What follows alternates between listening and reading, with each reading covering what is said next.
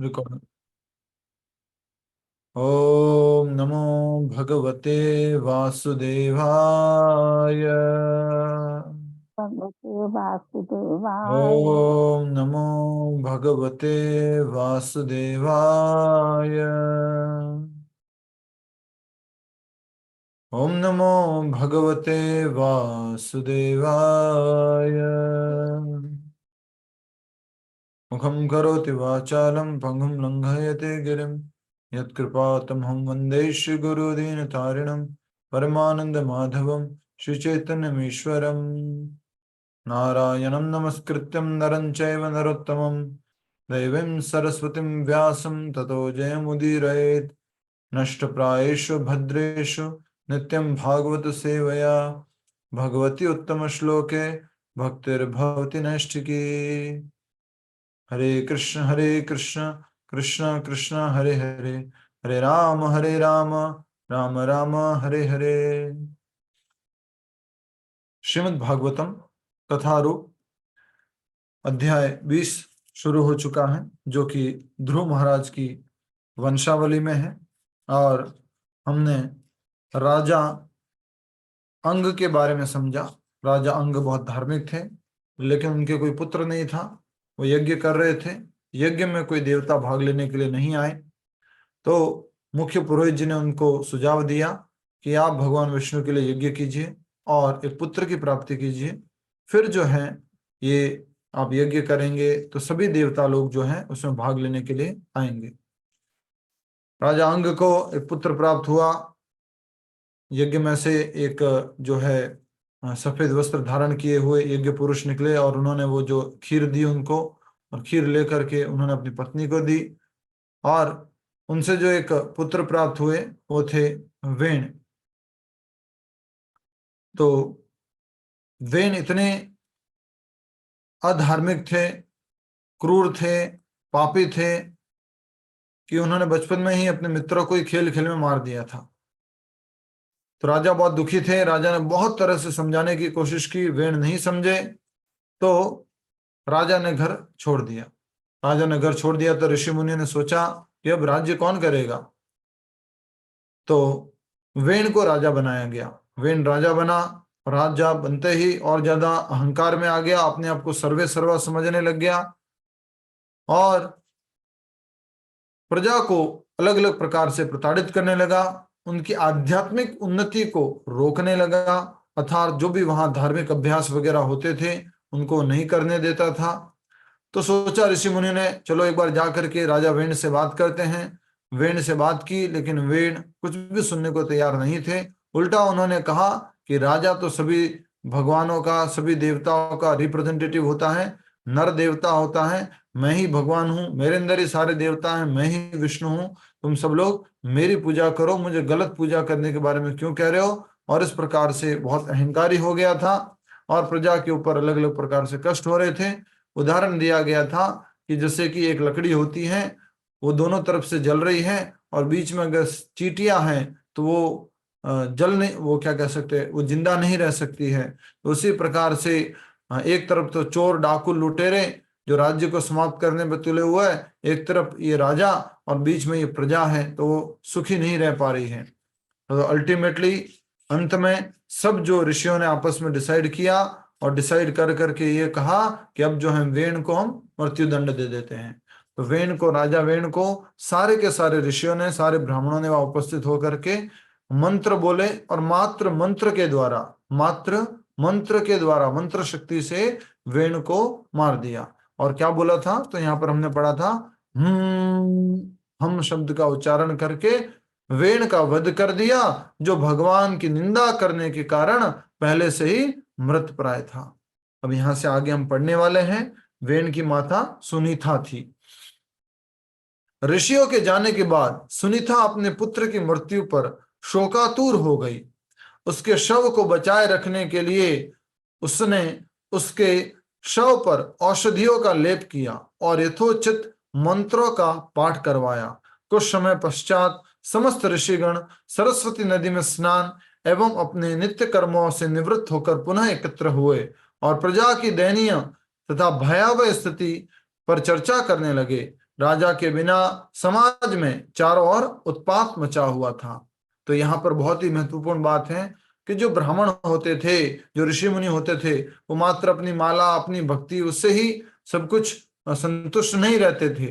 वो प्रजा के बारे में, लोगों के बारे में उनका भी ख्याल रखते थे। इसलिए तो उन्होंने देखा वेण तो चले गए, अब क्या करें। तो देख रहे कि प्रजा बहुत कष्ट में है, तो उन्होंने आपस में चर्चा की, मीटिंग की, और वेण के शरीर को उनकी माँ सुनीता ने बचा के रखा था। कह सकते हैं विशेष प्रकार की औषधियों से या तेल में डाल करके। वेण की माँ बहुत आसक्त थी उस शरीर से, उसको बचा के रखा था।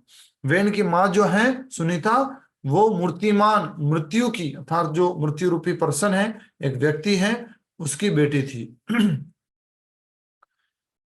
उस समय ऋषियों ने आकाश में उड़ती धूल के एक बड़े बादल को देखा, जो प्रजा को लूट कर जा रहे डाकुओं के भागने से उठा था।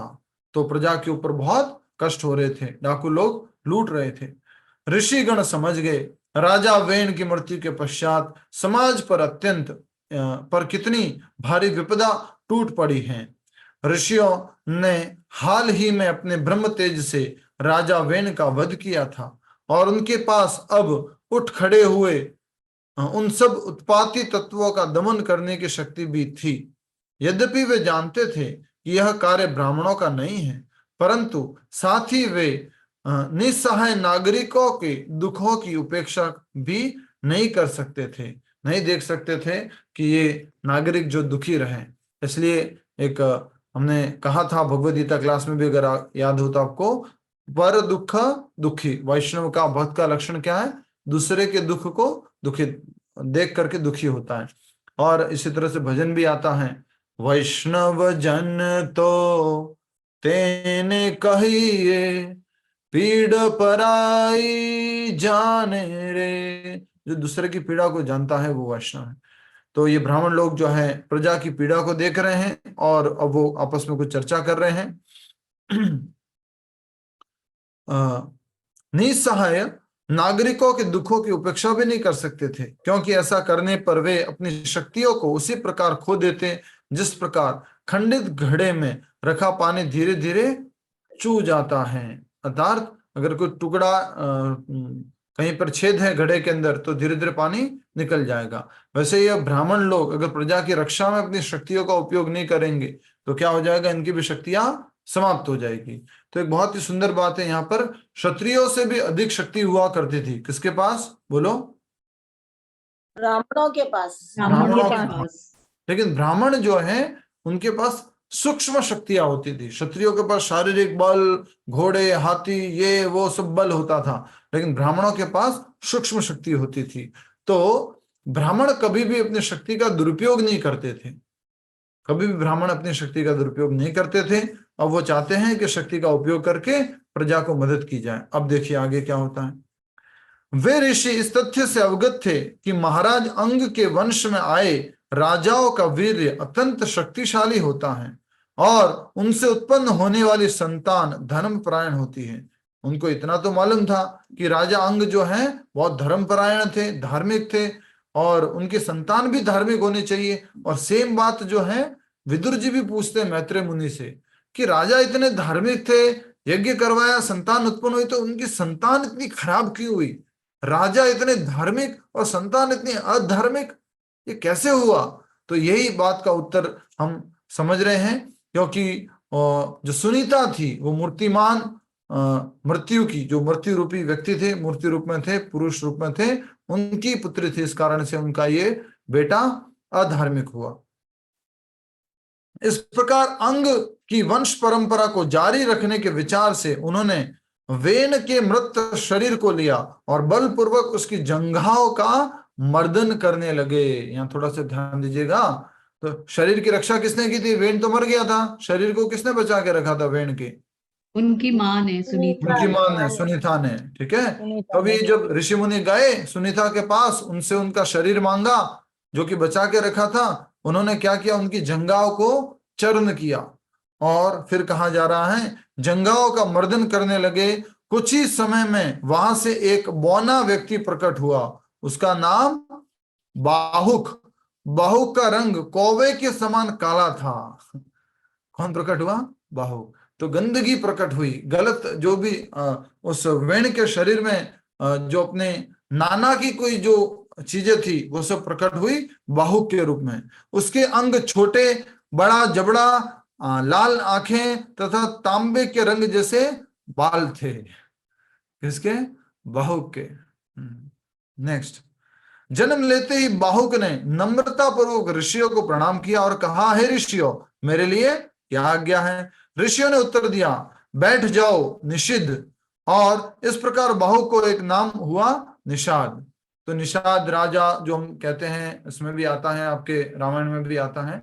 तो ये जो कबीले वाले हुए, निषाद लोग हुए, इनके जो मुखिया रहे हैं ये बाहुक रहे हैं। ये बाहुक की परंपरा है। तो आप देखेंगे अब धीरे धीरे आगे वंश आने वाले हैं।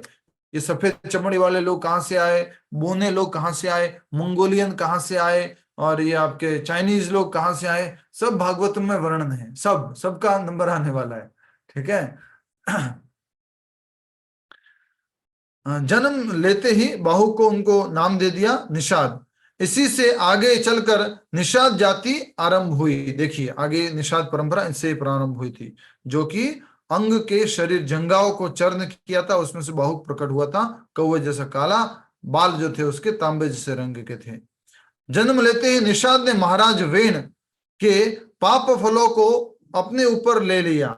इसलिए निषाद जाति के लोग चोरी, शिकारी आदि पाप कार्यों से आसक्त होते हैं और फलस्वरूप उन्हें पर्वतों तथा जंगलों में ही रहने की अनुमति है। समझ में आया? ये वंश, ये लोग कहां से आए, प्रजाति कहां से आई? निषाद राज से आई है। और ये सब जंगलों में रहने वाले, चोरी डाकू आदि ये सब कार्य करने वाले। और ये अंग के बेटे वेण के जंगा से उसको जो है प्रकट किया गया था ऋषियों द्वारा। अब वेण का शरीर पवित्र हो चुका था। शक्कर भी उबालते तो सबसे पहले क्या निकलता है? गंदगी निकलता है, राइट? मैल निकलता है उसका। तो अब वेण का शरीर पवित्र हो चुका था। एक्चुअल में ऋषि मुनि ये चाह रहे थे कि जो ये आगे राजा बने, वो राजा वही हो जो अंग की परंपरा में आए।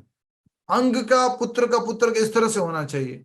तो इसलिए वो वेण के शरीर को पवित्र किए पहले। ऋषियों ने उसकी भुजाओं का मर्दन आरंभ किया और इससे एक पुरुष तथा एक स्त्री उत्पन्न हुए। अब ये सीधे के सीधे प्रकट हुए, छोटे बच्चे के रूप में नहीं हुए। एक पुरुष और एक स्त्री, उनके किससे? भुजाओं से। भुजाओं को मर्दन किया उन्होंने, तो उसमें से एक पुरुष और एक स्त्री उत्पन्न हुए राजा वेण के। अत्यंत प्रसन्नता पूर्वक ऋषियों ने घोषणा की, यह पुरुष भगवान विष्णु का शक्त्यावेश अवतार पृथु हैं। बोलो पृथु महाराज की जय, पृथु भगवान की जय। ये सोचिए, ये राजा पृथु आ गए हैं जो कि भगवान के शक्त्यावेश अवतार हैं। और यह स्त्री श्रीमती लक्ष्मी देवी का विस्तार अर्ची हैं। तो पृथु और अर्ची दोनों प्रकट हुए उनकी भुजाओं से, और ये कपल के रूप में प्रकट हुए। ये याद रखना, भुजाओं से कपल के रूप में एक पुरुष और एक स्त्री, मतलब पूरा शादी किए हुए कपल प्रकट हुए हैं। पृथु महाराज राजाओं में शिरोमणि होंगे और भविष्य में अर्ची पति रूप में उनका वर्ण करेगी। शादी नहीं हुई है, ठीक है, लेकिन वो एक कपल के रूप में प्रकट हुए। भविष्य में अर्ची उनका वर्ण करेगी। ठीक है, नेक्स्ट, किसका जन्म हो गया? पृथु महाराज का, याद रखिएगा। और पृथु महाराज कौन है? भगवान के शक्त्यावेश अवतार। शक्त्यावेश अवतार क्या होता है, कौन बता सकता है? शक्त्यावेश अवतार थोड़ा याद रखना है, समझ चुके हैं हम बहुत बार। हरे कृष्ण प्रभु जी, जरूरत पड़ने पर जो भगवान धारण करते हैं वो सत्यावेश होता है। हाँ, जरूरत करने पर जो भगवान धारण करते हैं। और कोई मदद कीजिए, नाम से समझ में आता है शक्त्यावेश, बोलिए। शक्ति से उत्पन्न होने वाला, शक्ति से उत्पन्न होने वाला है, ठीक है। और शक्तियों से युक्त, स्पेसिफिक पर्पस के लिए पैदा हुआ। स्पेसिफिक पर्पस के लिए, ठीक है। हम थोड़ा सा आपको बता देते हैं शक्त्यावेश क्या मतलब है। हाँ, शक्त्यावेश मतलब होता है उनको, एक जीव को भगवान जब अपनी शक्ति से आवेशित करते हैं, अपनी शक्ति दे देते हैं, तो उसको बोलते हैं शक्त्यावेश अवतार, एम्पावर्ड इनकारनेशन, शक्त्यावेश अवतार। हाँ? पूरा शक्ति दे दिया उनको। जैसे कई बार हम पावर ऑफ अटॉर्नी नहीं देते कहीं पर सिग्नेचर करने के लिए, कुछ करने के लिए, वैसे ही भगवान अपनी शक्ति से आवेशित कर देते हैं। एक साधारण जीव है लेकिन उसको शक्ति से आवेशित कर दिया, तो उनको कहते हैं शक्ति आवेश अवतार। उपस्थित ब्राह्मण महाराज पृथु की प्रशंसा और गंधर्व गण उनका महिमा गान करने लगे। शुद्ध गण आकाश से वर्षा पुष्प वर्षा करने लगे और अप्सराएं हर्षित होकर नृत्य करने लगी। उच्च लोकों से देवगण, पितर एवं ऋषि मुनि पृथ्वी पर उतर आए और शंखों, बिगुलों और नगाड़ों की ध्वनि से आकाश गुंजायमान हो उठा। ये सब क्यों हो रहा है? इतना क्यों हो रहा है? कौन प्रकट हुए? महाराज जो भगवान के शक्त्यावेश अवतार है, इसलिए सारा भगवान का अवतार। गुणगान हो रहा है, भगवान के अवतार है इसलिए। जब ब्रह्मा जी ने पृथु महाराज की दाहिनी हथेली पर भगवान विष्णु की रेखा तथा उनके चरणों के तलवों पर कमल पुष्प के चिन्ह देखे तो वे समझ गए कि पृथु महाराज भगवान के अंश अवतार है। ब्रह्मा जी भी समझ गए ये मेरे कुल में कौन आया है? भगवान आए हैं वापस पृथु महाराज के रूप में। जब ब्रह्मा जी ने पृथु महाराज की दाहिनी हथेली पर भगवान विष्णु की रेखा तथा उनके चरणों के तलवों पर कमल पुष्प के चिन्ह देखे तो वे समझ गए कि पृथु महाराज भगवान के अंश अवतार है। ब्राह्मणों ने पृथु महाराज के राज्याभिषेक की तैयारी आरंभ कर दी। विभिन्न नदियां, समुद्र, पर्वत, सर्प, गाय, पक्षी, पशु, स्वर्ग तथा पृथ्वी तथा अन्य समस्त प्राणी अपनी क्षमता अनुसार उपहार लाकर राजा को भेंट देने लगे। सब लोग अपना अपना भेंट लाए, गिफ्ट लेके आए। किसके लिए? राजा के लिए, क्योंकि कोई राजा था ही नहीं। राजा अंग चले गए, राजा वेण को मार दिया गया, अब कोई राजा है ही नहीं। तो ये राजा पृथु आए हैं जो कि वेण के शरीर से प्रकट हुए हैं।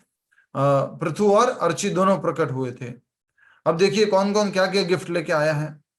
कुबेर ने पृथु महाराज को स्वर्णिम सिंहासन भेंट दिया। कुबेर जी ने सिंहासन दिया सोने का। वरुण ने भव्य राजसी छत्र दिया। छत्र समझ रहे? छतरी या फिर जो भगवान के ऊपर होता है, राजसी छत्र दिया वरुण देव ने, जो निरंतर जल कणों की फुहार करता रहता था। जल कणों की फुहार करता रहता था। वाह! छतरी में से क्या निकल रहे हैं? फुहारा निकल रहा है। स्पेशल छतरी है, पानी का फुहारा निकल रहा है धीरे धीरे। एसी चल रहा। सोचो पहले भी एसी सिस्टम था पूरा, कूलर था, कूलर था। वायु ने राजा को 2 चामर दिए। व्हाइट कलर के नहीं होते चामर, ऐसे राजा को 2 चामर दिए वायुदेव ने।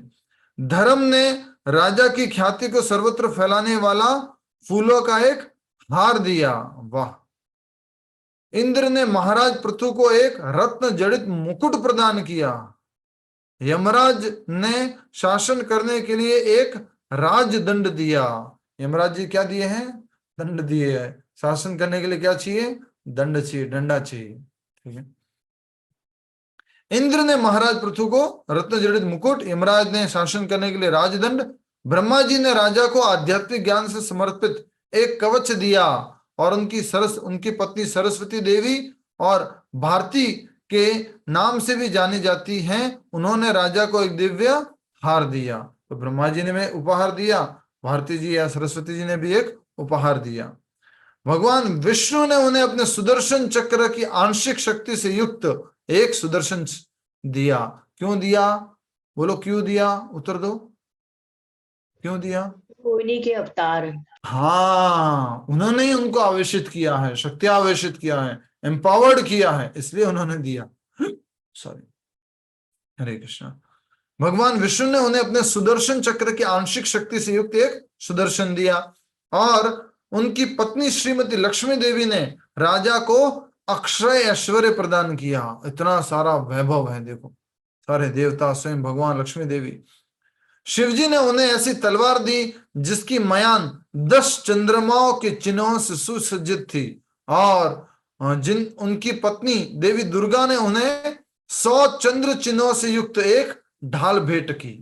शिवजी ने क्या दी? तलवार, 100 चंद्रमा से अंकित मयान वाली।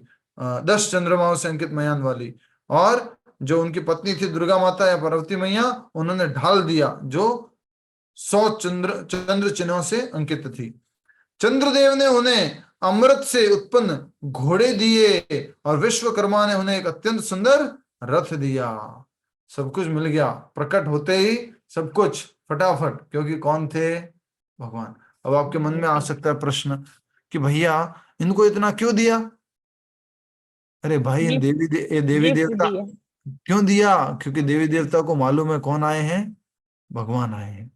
तो उनको तो भाई भगवान आए तो सेवा करनी है ना, तो सेवा करने का मौका है उनके लिए, इसलिए दिया। ठीक है। अग्नि ने महाराज पृथु को बकरी और गायों के सिंगों से बना एक धनुष भेंट दिया।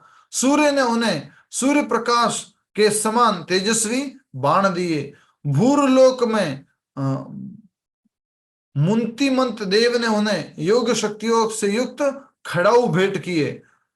अन्य देवता ने राजा को संगीत, गायन, अभिनय की कला प्रदान की। उन्होंने उन्हें अंतर्धान नामक सिद्धि भी दी, जिसके द्वारा वे स्वेच्छा से अदृश्य हो सकते थे। महासागर ने महाराज पृथु को एक शंख भेंट दिया, और तथा समुद्रों, नदियों तथा पर्वतों ने उन्हें निर्बाध रूप से अपना रथ चलाने के लिए स्थान दिया। समुद्र ने भी, नदियों ने भी और पर्वतों ने भी, आप चलाओ, रास्ता पूरा खुला है आपके लिए। सोचो, ऐसे महाराज पृथु, ये किसकी सेवा हो सकती है? मात्र भगवान की ऐसे सेवा हो सकती है। तो इसलिए राजा पृथु कौन है? स्वयं भगवान है। इस बात को आप याद रखेंगे। नेक्स्ट,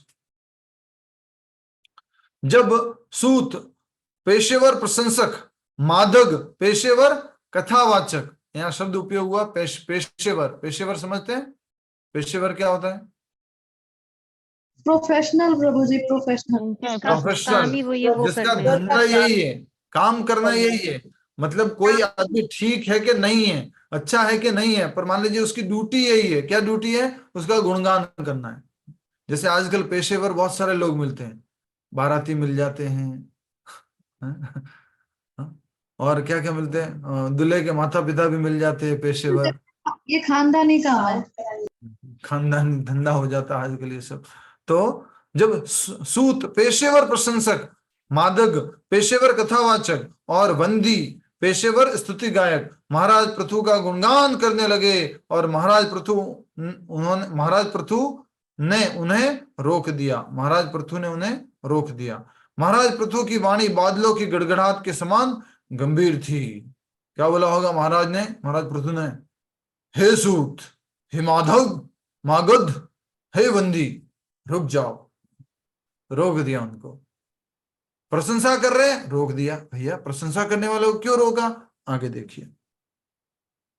उन्होंने कहा, हे गायकों, आप मेरे जिन गुणों का बखान कर रहे हैं, मैंने अभी तक उनका प्रदर्शन नहीं किया है। अभी तो मैं क्या हुआ हूं? प्रकट हुआ हूं। अभी तो मुझे गिफ्ट मिले ही है, और आप तो पहले ही चालू हो गए। आप तो इतने बड़े ऐश्वर्यशाली हैं, आप तो बहुत अच्छा शासन करते हैं, आप तो सब प्रजा का ध्यान रखते हैं। अरे भाई शासन करने तो दो, आगे रूल तो करने दो। तुम्हारी नौकरी ऐसी है, इसका मतलब क्या बटर लगाते जाओगे? तो इस प्रकार से पृथु महाराज ने झूठी प्रशंसा करने वालों को रोक दिया। कभी कभी हमारी कोई प्रशंसा कर रहा है 10 लोगों के सामने, हम उसको मना नहीं करेंगे, भले झूठी कर रहा है, चलते रहने दे भाई, कोई बात नहीं, रोक नहीं सकता तुम, चलते रहने दे। पर राजा पृथु ने उन्हें रोक दिया।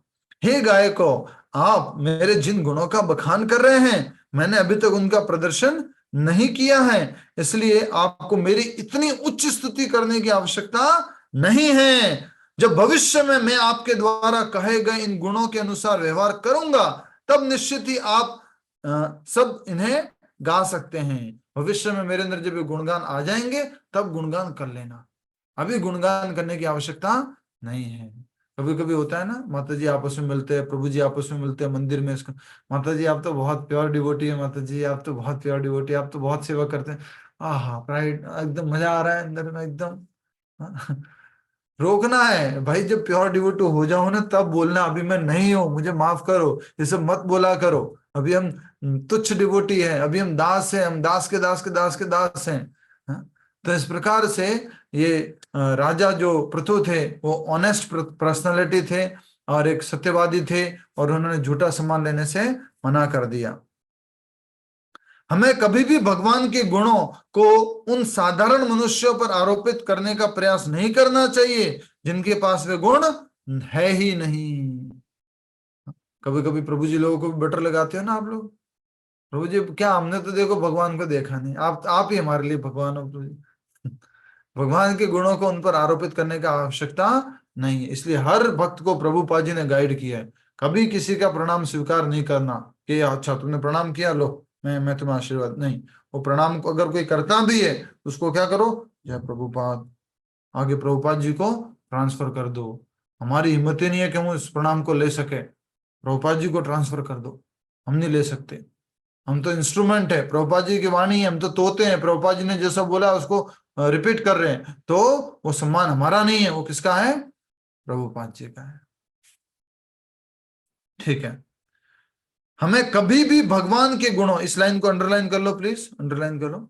हमें कभी भी भगवान के गुणों को उन साधारण मनुष्यों पर आरोपित करने का प्रयास नहीं करना चाहिए जिनके पास वे गुण है ही नहीं। कोई भी बुद्धिमान व्यक्ति अपने अनुयायियों को उसके ऐसे गुणों का बखान करने की अनुमति दे सकता है जिन्हें उसने अभी तक विकसित नहीं किया है। तो कई बार ऐसे गुरु होते हैं, ऐसे महाराज होते हैं, ऐसे बाबा होते हैं, और वो उनको भगवान भगवान भगवान भगवान बुलवाते रहते हैं। उनके अंदर एक भी गुण ऐसा होता नहीं है, लेकिन ऐसे वो गुणगान करवाते रहते हैं। और हमारे राजस्थान में, जयपुर में और भी कहीं पर भी होगा, हाँ बावसी बावसी खमा घणी बावसी। और बावसी मतलब होता है भगवान, बना दिया बावसी, जो मिला उसको बावसी बना दिया भगवान।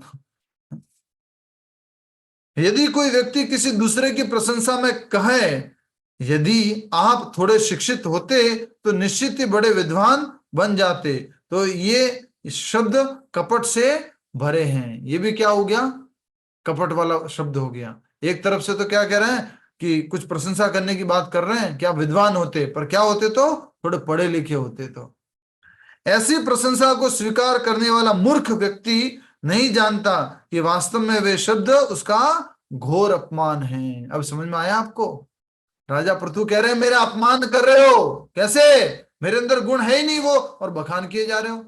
आप ऐसे राजा, आप प्रतापी राजा, आप महान राजा, प्रजा रक्षक राजा, आप जो है सर्व का मंगल करने वाले राजा, भाई मेरे अंदर क्या है ऐसा, आप तो मेरा वो झूठा बखान कर रहे हो, मेरा अपमान कर रहे हो, मेरे पास है ही नहीं, और वो आप कह रहे हो। तो ये यहाँ पर कहा गया है कि ऐसे कह दिया कि कोई शिक्षित नहीं है और उसको बड़ा विद्वान बोल दिया, और उसको कपट के द्वारा भरे शब्द बोल दिए। जिस प्रकार एक सम्मानी व्यक्ति अपने गर्हित कार्यों के विषय में सुनना पसंद नहीं करता, उसी प्रकार अत्यंत विख्यात एवं शक्तिशाली व्यक्ति अपनी प्रशंसा सुनने में आनंद नहीं लेता। और खास के लिए भक्त के लिए कहा गया है, पूजा मान प्रतिष्ठा सुकरेर विष्ठा। क्या होता है सुकर, समझ गए, सुकरेर विष्ठा। ये जो पूजा मान प्रतिष्ठा अगर लेना स्वीकार कर देंगे तो सुकर विष्ठा के समान है। सुकर विष्ठा समझते, नहीं समझ में आया तो बोलो, सुअर का मल, ठीक है। नेक्स्ट, उसी प्रकार अत्यंत विख्यात एवं शक्तिशाली व्यक्ति अपनी प्रशंसा सुनने में आनंद नहीं लेता। मैंने अभी तक कोई प्रशंसनीय कार्य नहीं किया है, और इसलिए इन उच्च वचनों से मेरा गुणगान करना आपको शोभा नहीं देता। ये पृथु महाराज कह रहे हैं किसको, ये पेशेवर प्रशंसक, पेशेवर कथावाचक, पेशेवर स्तुति गायक सूत, मागध और वंदी को, ठीक है। महाराज पृथु की नम्र तथा अमृतमयी मधुर वाणी सुनकर वे सब पेशेवर गायक संतुष्ट हो गए, परंतु उन्होंने उनका स्तुति गान बंद नहीं किया। उपस्थित महान ऋषियों के निर्देशानुसार उन्होंने महाराज पृथु का गुणगान जारी रखा, क्योंकि वे जानते थे कि पृथु भगवान विष्णु के अधिकृत अवतार है। भले पृथु कह रहे हो कि मैंने तो कुछ काम किया ही नहीं है, मैंने तो कुछ, पर सब जानते थे ये पृथु है कौन, भगवान। नहीं भी किया तो ये तो इनका गुणगान तो होना ही चाहिए। पर पृथु महाराज क्या बता रहे हैं, एकदम हम्बल नेचर, एकदम काइंड नेचर। कोई प्रशंसा कर रहा है तो झूठी प्रशंसा कर रहा है, रोको उसको, कान बंद कर दो, उसको नहीं चाहिए प्रशंसा। प्रशंसा में बहुत गड़बड़ हो जाता है। तो प्रशंसा के कान हमें बंद कर देने चाहिए। आगे महाराज पृथु के भावी कार्यों का वर्णन करते हुए उन गायकों ने कहा, हे राजन, आप भगवान विष्णु के शक्त्यावेश अवतार हैं और इसलिए आपका समुचित गुणगान करना हमारी क्षमता से परे है। परंतु चूंकि हमारे मन में आपकी कीर्ति का बखान करने की सच्ची उत्कंठा है, हम महान ऋषियों द्वारा प्राप्त निर्देशानुसार आपके चरित्र की महिमा को सुनाने का प्रयास करेंगे। महान ऋषियों के निर्देशानुसार महाराज पृथु सूर्यदेव के समान शक्तिशाली होंगे। जिस प्रकार सूर्यदेव प्रत्येक व्यक्ति को अपना प्रकाश प्रदान करते हैं, महाराज पृथु उसी प्रकार समान रूप से प्रत्येक व्यक्ति पर अपनी कृपा बरसाएंगे। जिस प्रकार सूर्यदेव वर्ष के 8 महीने पृथ्वी का जल सोखते हैं और वर्षा ऋतु में उसी जल को प्रचुरता से सर्वत्र वितरित करते हैं, उसी प्रकार महाराज पृथु अपनी प्रजा से कर वसूलेंगे और समय आने पर उस धन को लौटाएंगे। तो उनका गुणगान कर रहे हैं। सूर्य से उदाहरण दिया गया है। सूर्य क्या करता है? समुद्र के पानी को सोखता है और जब वर्षा ऋतु आती है तो सारा बरसा देता है। समुद्र से लिया, वापस दे दिया। तो राजा पृथु क्या करेंगे? लोगों से टैक्स लेंगे, कर लेंगे, पर क्या करेंगे? उसको समय आने पर, यथोचित समय आने पर उनको लौटा देंगे। ये बहुत ही महत्वपूर्ण बात समझ सकते हैं। ठीक है, वितरित करते हैं। उसी प्रकार महाराज पृथु अपनी प्रजा से कर वसूलेंगे, समय आने पर उस धन को लौटाएंगे। अपने व्यवहार में वे अत्यंत सहनशील तथा क्षमावान होंगे। अकाल के समय वे इंद्र के समान वर्षा करेंगे। उनके मुस्कुराते चंद्र सदृश मुख पर स्नेह भरी दृष्टि प्रत्येक व्यक्ति के सुखमय जीवन में वृद्धि करेगी। अगर वो किसी पर दृष्टि डालेंगे, अपनी चंद्र भरी, राजा अगर दृष्टि डालेंगे तो वो राजा है कौन? फिर से याद करो, भूलना मत। राजा है कौन? भगवान के अंश अवतार। भगवान के अंश अवतार है, भगवान के शक्त्यावेश अवतार है राजा पृथु। ठीक है, परंतु उनके कार्य अत्यंत गुह्य होंगे और कोई भी व्यक्ति उनकी नीतियों अथवा राजकोष की स्थिति को समझ नहीं पाएगा। महाराज पृथु अपनी प्रजा के समस्त आंतरिक एवं बाह्य कार्यों को देख समझ पाएंगे, परंतु अपने संचित पुण्यों के कारण वे सबके साथ समान व्यवहार करेंगे, चाहे कोई उनका शत्रु हो अथवा पुत्र।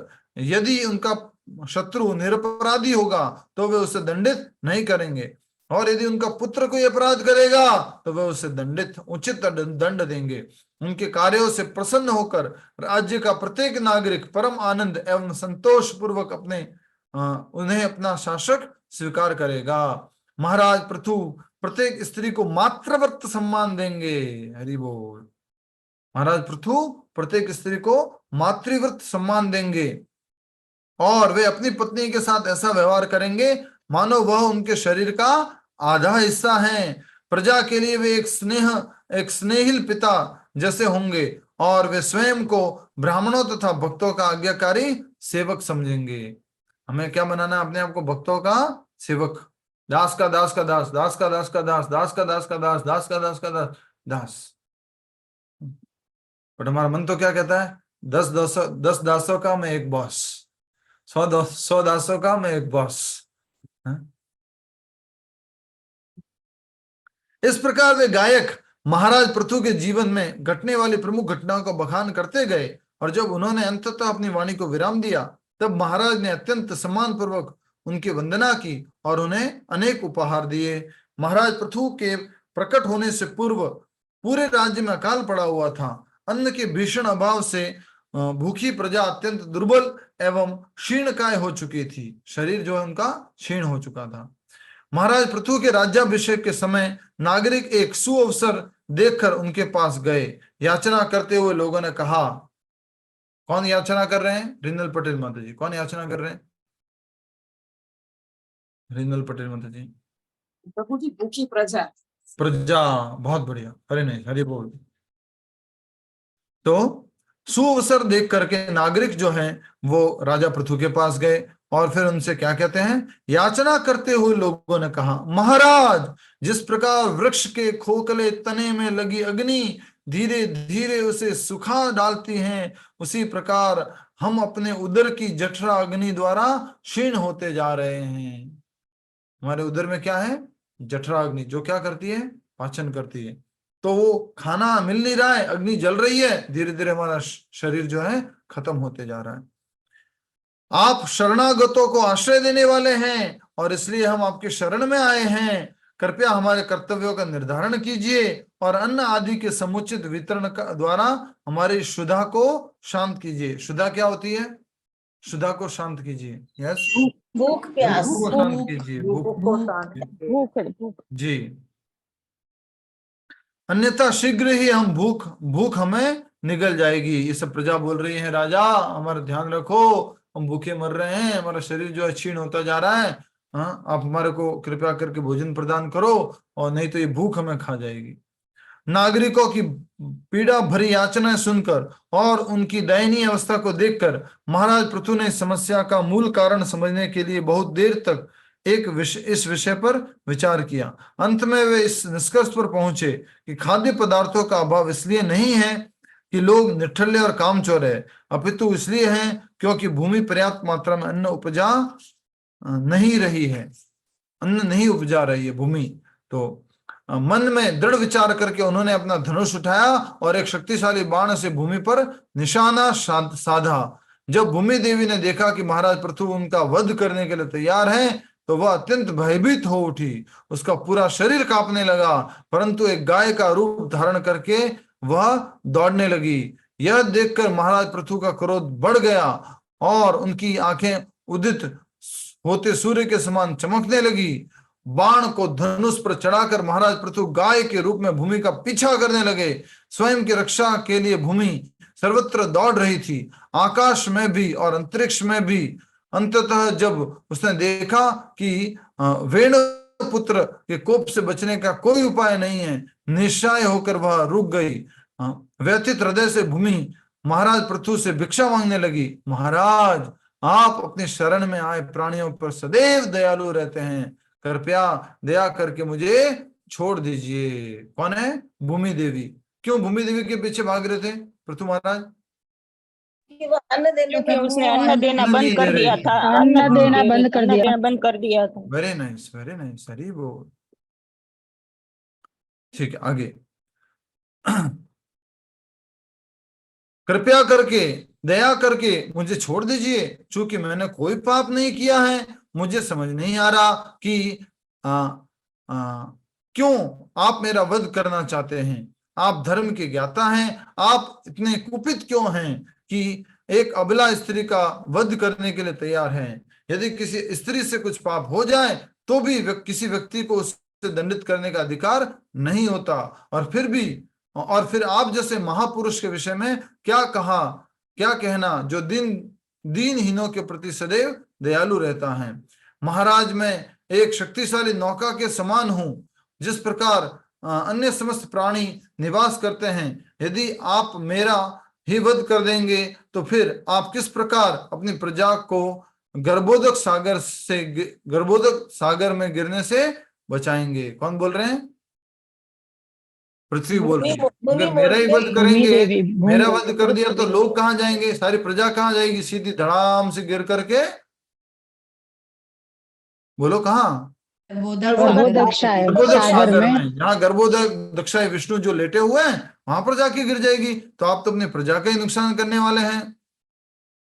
महाराज पृथु ने उत्तर देते हुए कहा, हे भूमि, तुमने मेरी आज्ञा का उल्लंघन किया है। एक देवी के रूप में तुमने अपना यज्ञ भाग तो स्वीकार कर लिया, परंतु बदले में तुम पर्याप्त मात्रा में अन्न उत्पन्न नहीं कर रही हो। यद्यपि तुम दिन प्रतिदिन प्रचुर मात्रा में घास खा रही हो, परंतु हमें प्रदान करने के लिए तुम्हें अपने थनों को दूध से नहीं भर रही।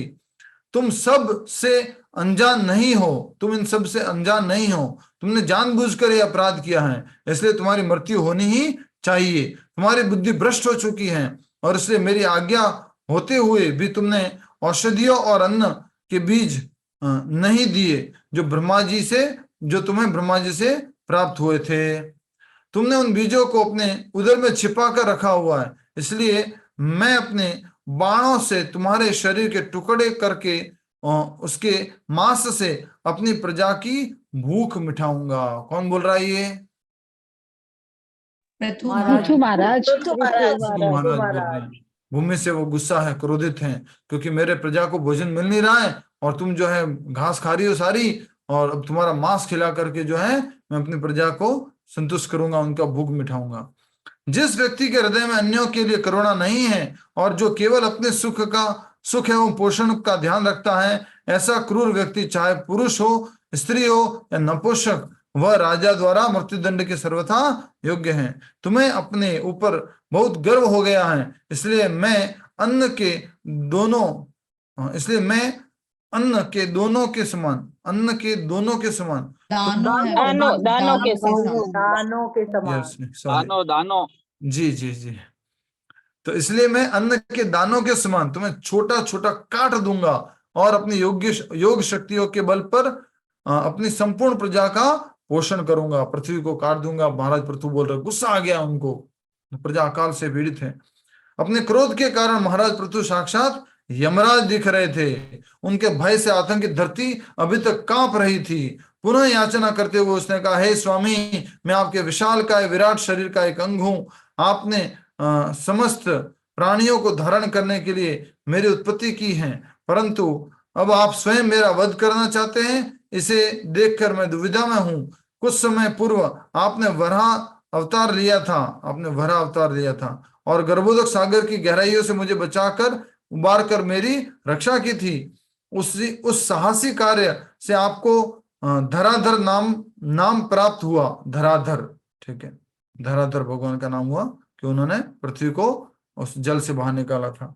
परंतु अब आप अपने तीक्ष्ण बाणों से मेरा वध करना चाहते हैं और इसलिए आपके इस कार्य को देखकर मैं भ्रमित हूं। तो एक अवतार में तो भगवान ने पृथ्वी को, भूमि को बचाया और पृथु के रूप में वो क्या करना चाहते हैं? मारना चाहते हैं। तो ये कैसे हैं? मैं भ्रमित हूं, ऐसे करके ये पृथ्वी बोल रही है। धरती की प्रार्थना सुनकर भी महाराज पृथु का क्रोध शांत नहीं हुआ। क्रोधावेश में उनके होठ अभी भी कांप रहे थे। इसे देखकर धरती ने पुनः कहना आरंभ कर दिया, हे नाथ, कृपया अपने क्रोध को शांत करके मेरी याचना पर ध्यान दीजिए, क्योंकि जिस प्रकार मधुमक्खी प्रत्येक फूल से सदा शहद एकत्र करती है, उसी प्रकार बुद्धिमान व्यक्ति किसी भी स्रोत से भी होने वाले ज्ञान को स्वीकार करता है। तो बुद्धिमान व्यक्ति कौन है? ज्ञान कहीं से मिले स्वीकार कर लेता है। नेक्स्ट 2 बातें पढ़ लेते हैं, उसके बाद हम इसको कल करेंगे। हमारी चैंटिंग हो चुकी थी आज, क्योंकि लेट क्लास शुरू की थी। महाराज ब्रह्मा जी द्वारा निर्मित बीज, कंदमूल, औषधिया, अन्न आदि का उपयोग अधर्मियों द्वारा हो रहा था। वे इन खाद्य पदार्थों का उपयोग यज्ञ में करने के स्थान पर अपनी इंद्रिय तृप्ति के लिए कर रहे थे, और चूंकि उन्हें दंड देने के लिए कोई योग्य प्रशासक नहीं था, इसलिए मैंने उन सब बीजों को अपने उदर में छिपा लिया। परंतु दीर्घ काल तक वहां दबे रहने के कारण वे बीज अब क्षीण हो चुके हैं। आपको शास्त्रों तथा ऋषि मुनियों द्वारा वर्णित उचित विधि की सहायता से तुरंत ही प्रजनन शक्ति को पुनः जागृत करना होगा। ये कौन बोल रहा है? भूमि देवी। तो भूमि देवी जो बहुत ही सुंदर बात कह रही हैं कि हे नाथ, कृपया अपने क्रोध को शांत करके मेरी याचना पर ध्यान दीजिए, क्योंकि जिस प्रकार मधुमक्खी प्रत्येक फूल से शहद एकत्र करती है, उसी प्रकार बुद्धिमान व्यक्ति किसी भी स्रोत से भी प्राप्त होने वाले ज्ञान को स्वीकार कर देता है। एक तरफ तो महाराज पृथु क्या करने वाले थे? पृथ्वी को मारने वाले थे, गाय के रूप में जो थी। तो ये कह रही है, पृथ्वी जो कह रही है गाय के रूप में कि चलो कभी भी मेरे से आपको सुनने की जरूरत नहीं है, लेकिन अभी देखो मैं कुछ बताने जा रही हूं, तो कभी कभी बुद्धिमान व्यक्ति को सुन लेना चाहिए, जहां से भी अच्छी बात सीखने को मिले। फिर हमने देखा वो कहती है, महाराज पृथु, ब्रह्मा जी द्वारा निर्मित बीज, कंदमूल, औषधिया, अन्न आदि का उपयोग अधर्मियों द्वारा हो रहा था। वे इन खाद्य पदार्थों का उपयोग यज्ञ में करने के स्थान पर अपनी इंद्रिय तृप्ति के लिए कर रहे थे, और चूंकि उन्हें दंड देने के लिए कोई योग्य प्रशासक नहीं था, इसलिए मैंने उन सब चीजों को अपने उदर में छुपा लिया है। पृथ्वी कह रही है मैंने छुपा के रखा है, इसलिए वो फसल ज्यादा नहीं हो रही है। परंतु दीर्घ काल तक वहां दबे रहने के कारण वे बीज अब क्षीण हो चुके हैं। आपको शास्त्रों तथा ऋषि मुनियों द्वारा वर्णित उचित विधि की सहायता से तुरंत ही प्रजनन शक्ति को पुनः जागृत करना होगा। हे महाबाहो, यदि आप अपनी प्रजा को प्रचुर मात्रा में अन्न एवं खाद्य पदार्थ देने के इच्छुक हैं तो आपको एक उपयुक्त बछड़े, पात्र तथा ग्वाले की व्यवस्था करनी होगी। अपने बछड़े के प्रति उमड़ते स्नेह के कारण वे जीवन की समस्त आवश्यकताओं की पूर्ति अपने बछड़े के प्रति उमड़ते स्नेह के कारण मैं जीवन की समस्त आवश्यकताओं की पूर्ति करूंगी। फिर आप जितना चाहे उतना ले सकते हैं। इतना ही नहीं, यदि आप मेरी सतह को समतल बना देंगे और उसे मैदानी भागों में अधिक उससे मैदानी भागों में अधिक जल ठहर पाएगा और कम वर्षा होने पर भी मैं अधिक अन्न उपजा सकूंगी। इस प्रकार से ये पृथ्वी ने प्रार्थना की है राजा पृथु से। इसके बारे में और हम समझेंगे। आज हम यहीं पर समाप्त करते हैं। जब हो चुका था, किसी का कोई प्रश्न है तो बता सकते हैं, फिर हम ये आगे कल समझेंगे। पृथु महाराज क्या होता है, पृथु महाराज फिर पृथ्वी को सजा देते हैं कि नहीं, क्या होता है अल्टीमेटली हम कल देखेंगे। फिर प्रश्न है तो पूछ सकते हैं। हरे कृष्णा प्रभु जी। हरे कृष्णा। प्रभु जी, जैसे ये मृत्यु को अधर्म से अधर्म क्यों कहा गया है? जैसे जन्म निश्चित है वैसे मृत्यु भी निश्चित है ना। तो जो मृत्यु रूपी पुरुष है ना, उसको ना अपने ड्यूटी बस ऐसा काम करना पड़ता है जो सही नहीं है। मतलब किसी को दंड देना, उसका शरीर से उसको अलग कर देना, तो उसको खुद को ही वो कार्य अच्छा नहीं लगता, पर ड्यूटी मिली हुई है उस तरह से कर रहा है। तो इस प्रकार से कह सकते हैं कि वो लोगों को ऐसे शरीर से अलग कर रहे हैं, जो या तो भगवान की सेवा में लग सकता था, अध्यात्म में लग सकता था, लेकिन उसको मृत्यु के रूप में वो आकर के उनसे अलग कर देते हैं। ठीक है प्रभु जी, ये आपने बोला कि शक्त्यावेश अवतार में शक्ति अपनी भगवान देते हैं, तो सब में शक्ति तो देते हैं, तो वो हिसाब से कैसे शक्ति के ऐसे मान ले हम? सब में नहीं देते माता जी, मतलब हमें भी थोड़ा बहुत शक्ति तो दिया हुआ ही है सबके हमारे अंदर अनुसार। तो बहुत छोटा है, बहुत छोटा है। देखो अभी छोटी सी कंपैरिजन करें तो महाराज पृथु को जब गुणगान किया तो महाराज पृथु ने तो उनको चुप करा दिया। हमें अगर कोई गुणगान करे तो हम थोड़ा चुप कराएंगे। दूसरा जो है, महाराज पृथु इतने शक्तिशाली थे कि पृथ्वी को भी दंड दे सकते थे। अगर शक्ति की बात करें तो हमारे अंदर तो बहुत ही कम शक्ति होती है, बहुत कम। हम तो देवता लोग आकर के पृथु महाराज को तो सारा उपहार दे रहे हैं। हमारे अंदर तो बहुत बहुत कम शक्ति है। हम शक्त्यावेश नहीं है, हम बस शक्ति के छोटे से अंश हैं। शक्त्यावेश मतलब पूरी तरह से अपने उसको आवेशित कर देते। भगवान ने स्वयं अपना सुदर्शन चक्र दे दिया थोड़ा कम शक्ति के साथ में। शिव जी ने तलवार, पार्वती मैया ने ढाल। तो हमारे और पृथु महाराज में बहुत फर्क है, बहुत फर्क है, बहुत ज्यादा फर्क है। उसकी तुलना भी नहीं कर सकते हम। नहीं, वो तो फर्क है प्रभु जी, पर शक्त्यावेश बोला इसीलिए उसमें तो शक्त्यावेश में वो विशेष रूप से ऐसे जीव थे जिनको भगवान अपनी पूरी शक्ति से आवेशित करते हैं। फिजिक्स में भी ये टर्म आती है, चार्ज कर देना। तो आवेशित कर देते भगवान अपनी शक्ति से। तो राजा पृथु को, जो कि वेण के पुत्र रूप में प्रकट हुए, उनको आवेशित किया भगवान ने। और कोई प्रश्न? शरीर से भगवान प्रकट हुए। हाँ माता जी। पापी जीव के शरीर से भगवान प्रकट हुए। पापी जीव के शरीर से भगवान प्रकट हुए। पहले पाप निकाल दिया था उस शरीर से। उससे कौन पैदा हुआ? बाहुक। बाहुक से उसका नाम निषाद रखा। तो फिर जो है उसके जो हाथों को चरण किया, तो उसमें से ये कौन कौन पैदा हुए? स्त्री पुरुष का जोड़ा। पृथु महाराज और अर्ची। पृथु महाराज और अर्ची प्रकट हुए, जोड़ा प्रकट हुआ। ठीक है, और कोई प्रश्न? देखिए बहुत इंटरेस्ट आएगा आपको, बहुत अच्छा लग रहा होगा। कनेक्ट करते जाइएगा, स्टोरी एक साथ वो कड़ी जोड़ते जाइएगा। यस, कोई प्रश्न? प्रश्न पूछने में बिल्कुल हिचकिचाना नहीं है, प्रश्न हमेशा पूछा करो। नहीं है? प्रभु हरे कृष्णा। प्रभु जो वेन थे उनके जो जंघाओं को मला तो बाहु को है और हाथों को मला तो प्रथु, तो वेन वैसे ही रहे। नहीं, वेन वैसे नहीं रहे थे, वेन तो चले गए थे, बट हाँ, उसके शरीर को बचा के उन्होंने रखा। बचा के रखा था ना। वैसा कहते हैं कि उनके शरीर में राजा अंग का वीर्य था, राजा अंग के वंश थे, उनकी परंपरा का जो शक्ति थी उसके अंदर, इसलिए उस शरीर को बचा के रखा था उनकी माँ ने, सुनीता ने। तो सुनीता माता से इन ऋषि ने पूछा वो शरीर कहाँ है, उन्होंने उनको दिया, फिर उसमें से जो ये 2 प्रकट हुए। जी, और कोई? हरे कृष्ण प्रभु जी। जी माता जी। प्रभु जी, ऐसा कैसे हुआ कि एक ही शरीर से बाहुक और प्रथु महाराज यानी भगवान का भी अवतार हुआ, और बाहुक के रूप में जो निषाद राज हैं जो कि चोरी और शिकार करते थे वो भी हुए? तो ये तो संभव है ना माता जी, क्योंकि एक माता के गुण लेके प्रकट, माता और पिता के दोनों के गुण लेके प्रकट हो रहे हैं। तो एक गुण तो राजा अंग के थे और एक गुण जो है माता के थे, जो मूर्तिमान मृत्यु जो है उनकी पुत्री थी, इस कारण से ये दोनों गुण हैं। हमारे अंदर भी दोनों गुण है कि नहीं है? कितने लोग ये कहेंगे हमारे अंदर एक ही प्रकार का गुण है? जी, गुण तो हैं, माता दोनों के ही गुण है ना? जी। हाँ,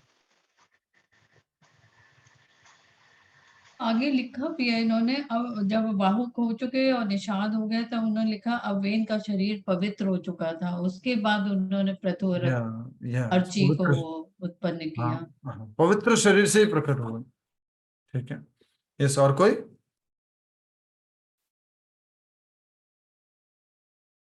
समाप्त करें यहाँ पर। तो राजा वेण जो है अंग के पुत्र थे, और फिर आगे जो इस प्रकार से देखते हैं कि हम वेण जो है शासन करने में सक्षम नहीं रहे, वो अपने आप को घमंडी माने, तो ऋषि मुनियों ने उनको मार दिया। उनके शरीर से पहले जो है प्रकट हुए वो कौन है? वो थे बाहुक, बाद में जो है भगवान निषाद, फिर बाद में प्रथु। प्रथु और पृथु अर्ची। और प्रथु और अर्ची। अर्ची। ठीक है।